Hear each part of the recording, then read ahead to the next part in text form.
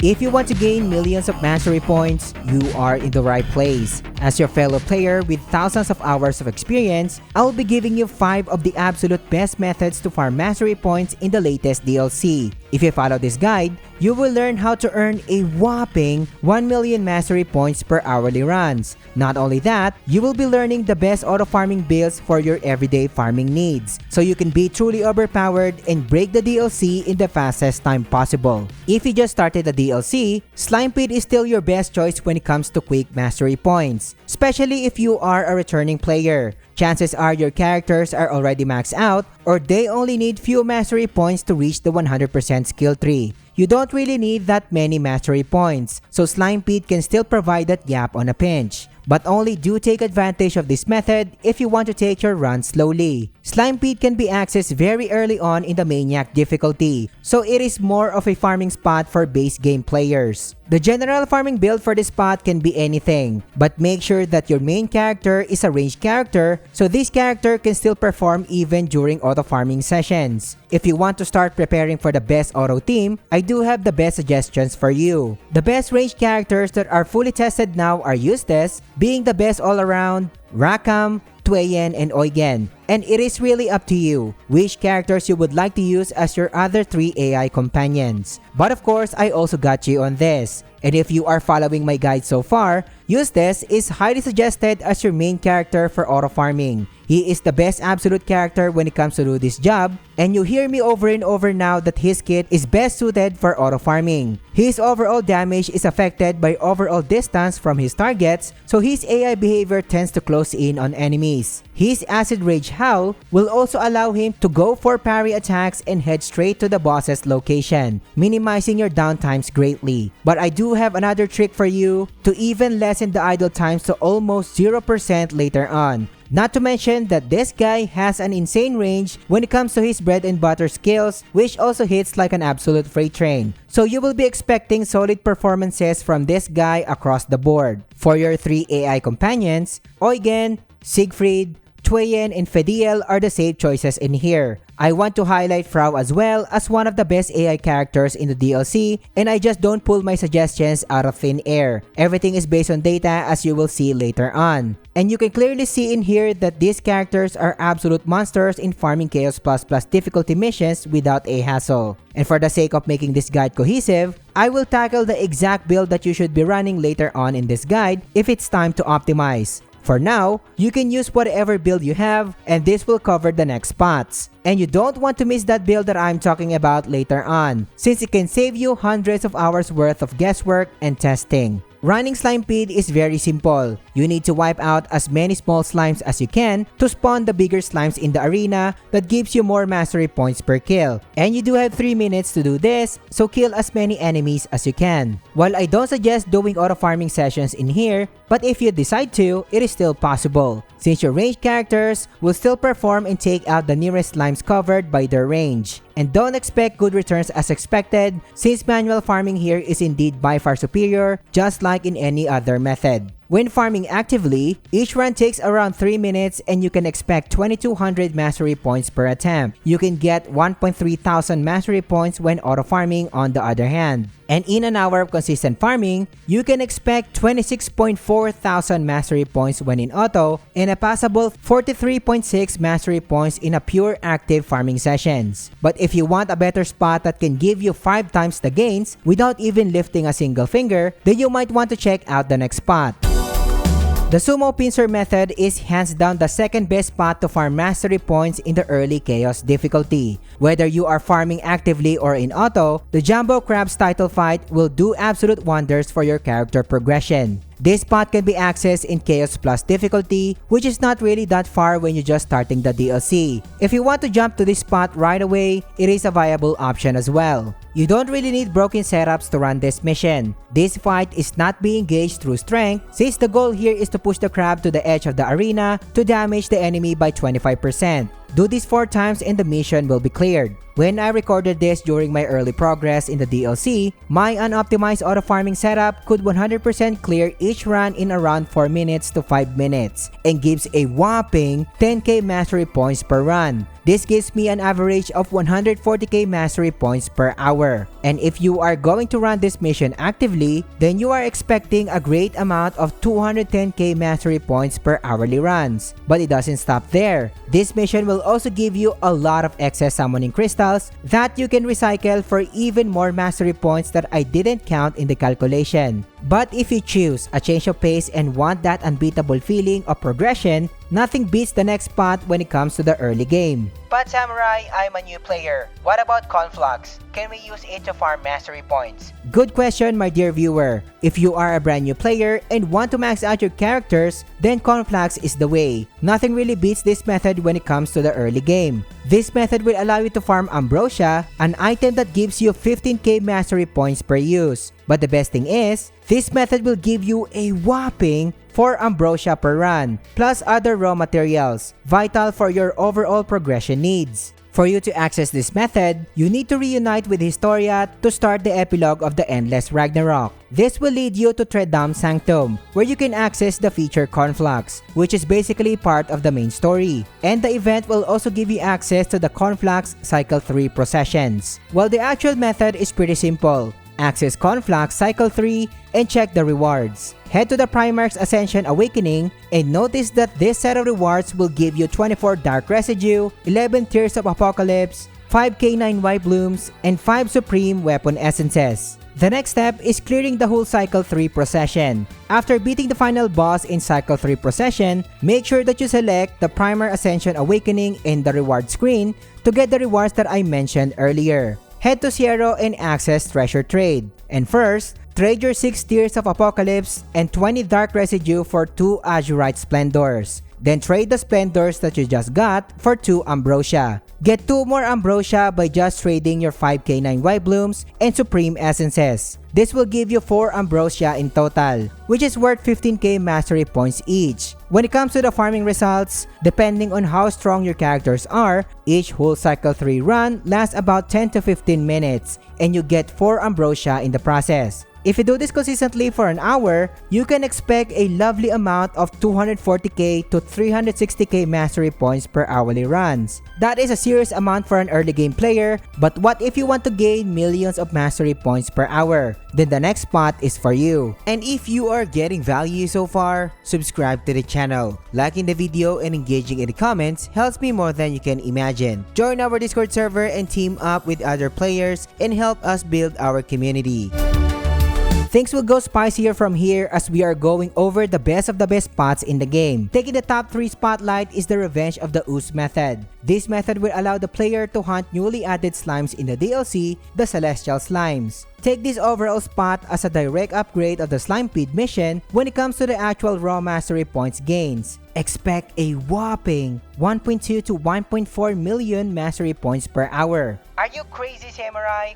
Why is this spot sitting in the top 3 standings on this list? Everyone tells me that this is the best spot overall. Okay, calm down my dear viewer. I can assure you that this is not a mistake. And I do have a very strong reason that you will also agree later on. So hold this thought for now as I will be stating this reason when I get to the actual best spots in the game to make this guide cohesive. Access the Revenge of the Ooze side quest by just unlocking Chaos Plus difficulty and you can start farming with half-built characters. Just like Slimepede, the actual method is pretty simple. Hunt the surrounding slimes around the area until the big ones comes out. It is in your best interest to wipe out all of the big ones as you can, but never miss the celestial slimes that you can encounter, since each kill can give you a whopping 12k mastery points, which is a lot. Each one takes 3 minutes and can give you 53k to 75k plus worth of optimized manual farming gains, especially if you scored multiple celestial slimes. So in an hour of consistent farming, you are expecting a whopping 1 million to 1.2 million per hour on average. While I don't suggest autoing on this mission, since there is a high chance that your main character use test will idle, because the slimes are simply out of range, given the size of the arena.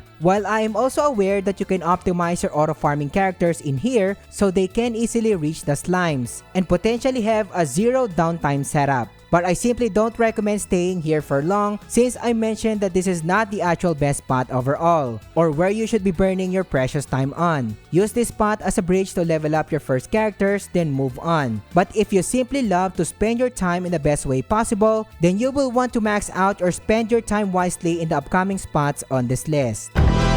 But before the next spot, we need to optimize your character builds first so they can perform in the best of the best farming spots later on. I will be covering Chaos++ difficulty missions from here on out. At this point, you've already unlocked Mastery Trait level 30, and bosses in post-game are a little bit challenging without a proper build. I'm sticking to my full auto team setup that I just suggested at the beginning of this guide, which is Eustace, Siegfried, Eugen, and adding Fediel to the mix. If you don't like Fediel, replace her with Frau, and I'll go more into her later on. I'm not pulling these characters because I like them as mentioned, and I do have extensive data that shows how these characters are so good when it comes to damage output later on. My summoning crystals at the time of this recording are not really optimized, along with some other parts of my build. But if you do have better ones, feel free to slot them in or change anything you want. Our boy Eustace is still going to be our main character in all of the remaining methods in this guide, and equipped with the max ascension weapon. And I am showing you the exact sigils and traits he has, which are optimized for full auto runs. He will do the best things as usual, raining down an insane amount of damage on enemies with little to no downtime with this setup.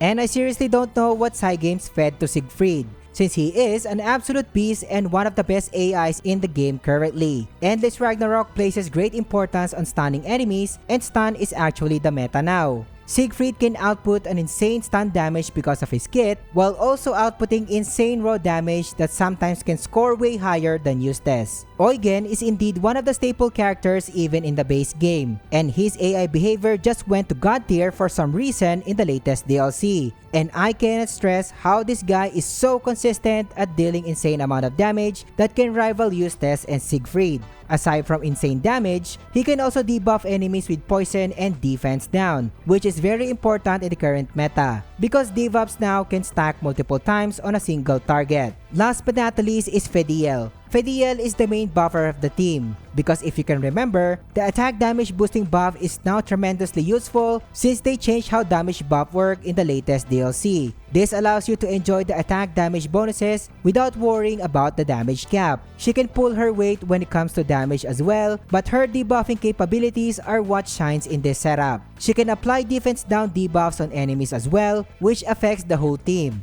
This makes your entire team output even more damage. Just in case you are wondering why I have Provoke on my main character and low profiles on my AI companions, this will help you even reduce the idle time to almost 0%, since the boss will constantly lock on your main character and ignore your companions. Why stun power, I hear you asking, my dear viewer? It is because endgame enemies in post-game Chaos++ difficulty and Infinity have massive amounts of HP. So filling out the stun gauge as fast as possible and scoring frequent link time bursts is the key in here. The meta also drastically changed when your characters reaches Master Trait level 30. They will have access to this specific trait where every basic sigil will add 20% damage cap increase. So you've guessed it, stun power and HP are basic sigils. So I do have 80% damage cap increase in the build that I just showed you by just activating this trait. Possible improvements for this build are slotting in Frau. Frau is one of the absolute best characters when it comes to damage in almost every aspect of the game. The numbers on screen right now are from a friend, and you can totally see how she blows everything when it comes to damage. So you can try mixing and matching all of the characters that I just mentioned and get even better results with Frau. And of course, these builds will be improved very soon with Terminus weapons, so stay tuned for that.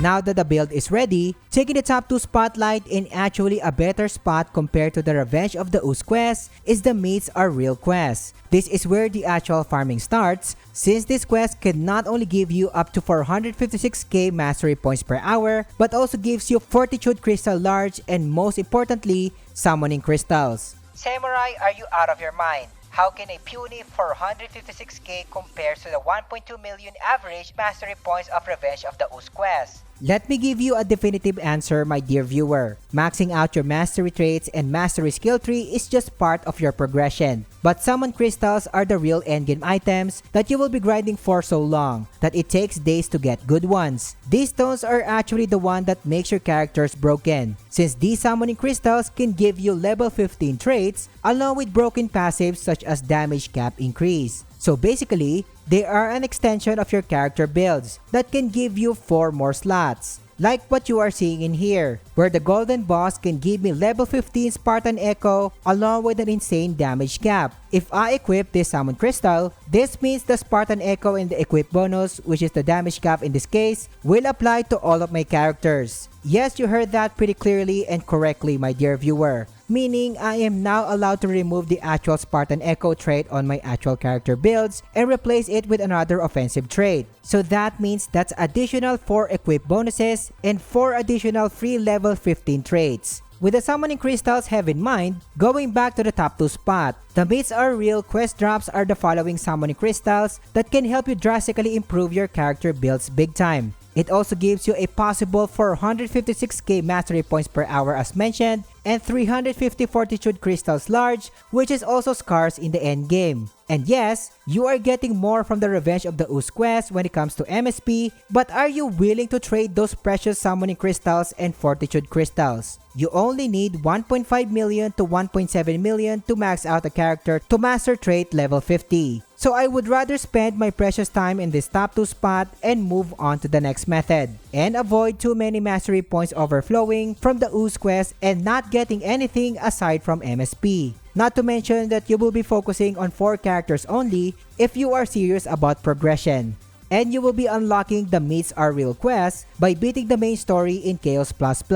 And all of these highlighted quests in gold will appear as your final missions in the Chaos++ difficulty. The build that I asked you to make can easily perform here without any questions. If you prefer to play in auto, it is fine as well. The auto setup will destroy the Brightbone Ragnalia and its minions without a hassle and have 100% chance of success. Auto farming usually takes around 3 minutes and 18 minutes in the game, but it usually doesn't count the loading times, so manually timing it for about 5 minutes and 47 seconds. This gives you 32k raw mastery points per run and 25 fortitude crystals large and the possible summoning crystals. This gives you a whopping 326k mastery points when auto farming and 456k mastery points when actively farming per hourly run. A huge plus is that it gives you 250 to 350 fortitude crystals along with a chance to get the great summoning crystals that can help your character progressions that I am showing in here. This spot will allow you to spend your time in the best way possible, but this is not even the best spot on this list, and the next one will blow your minds.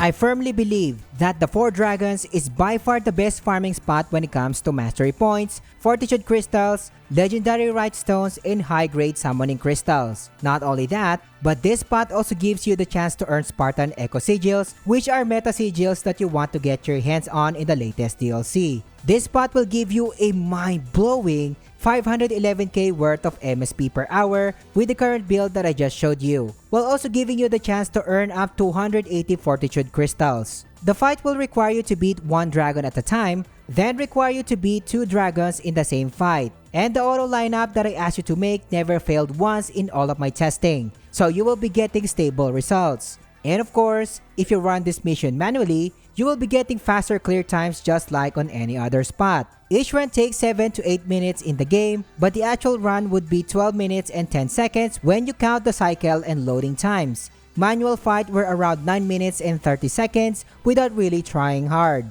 If you do this consistently for an hour, we are looking at 365 mastery points from auto runs and 511k MSP when actively farming as mentioned, while also giving you 280 fortitude crystal large in the process. A huge plus of course is giving you the chance to get the following summoning crystals, and not to mention legendary right stones as well. Truly the best spot overall, but what if you just started the DLC and want to know the best beginner tips? Click on this video so you can have the best start possible. I am the Samurai, thank you for watching, and I will catch you on the next one.